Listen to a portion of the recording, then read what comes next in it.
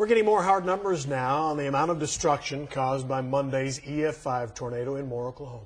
12,000 to 13,000 homes were damaged. 24 people were killed. That includes 10 children, and the first of those children was buried today. Damage totals could now top what's believed $2 billion. The town has been hit by 4 tornadoes in Moore, Oklahoma since 1998. Monday's was the most destructive.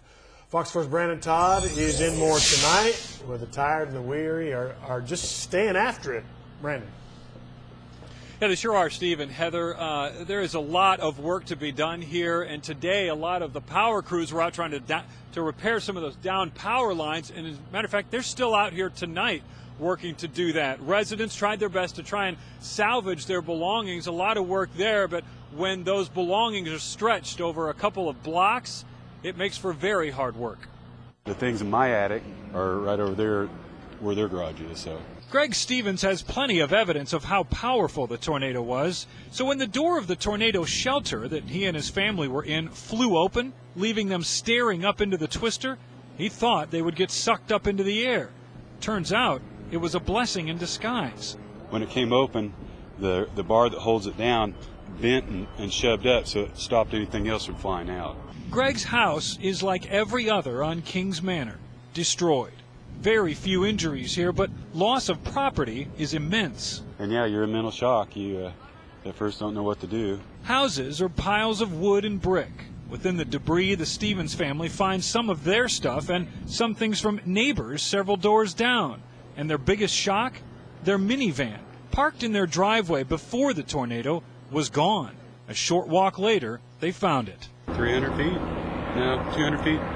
Yeah. 5 houses. I know that. This is where it landed. 12-hour drive? 12, 13 hours. 12, 13 hours. That's how long it took Rosie Alberg and her friend to drive down from Chicago. They saw the aftermath on the news and just wanted to help. We cleared their garage. We brought it to storage units.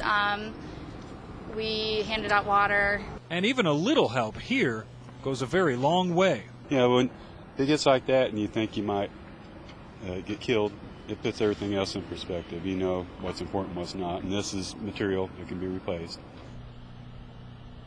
Now, you may not have noticed it in that video, but there is an urgency here, Steve and Heather. One homeowner was telling me she heard from a contractor that said, hurry up and clean up, because sooner or later the rush for building materials will be on, and he told her, pick out your brick now before that construction rush starts. Steve and Heather? Because everybody wants to get their home rebuilt. But Brandon, right now, I know people are just looking for whatever they can find. And I imagine that they're taking great comfort in some of the little things that they find of what they had before.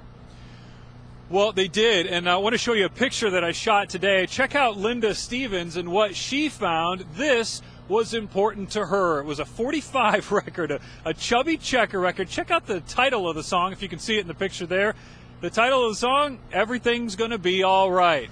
Of course, she said that pretty much says it all. They tried to find anything they could in the debris, that big pile that was their home. They were trying to find some pictures. They found a computer. Obviously, it didn't work. I found a hard drive from a computer just sitting off in the grass.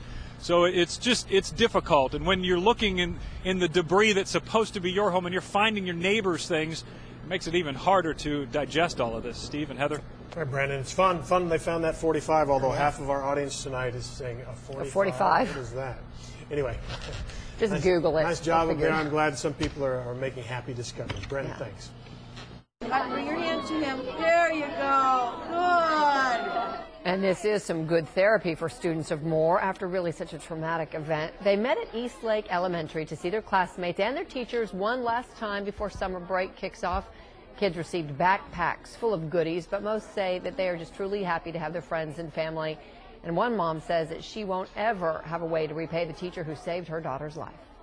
She was one of the teachers that she shielded with her own body to protect my daughter. You know, I'm never going to have anything, any words to repay her for what she did. I think it's just okay, and that everyone's okay, and that I just have my family and stuff. Family's most important. Superintendent of schools confirmed all the damaged schools will be rebuilt.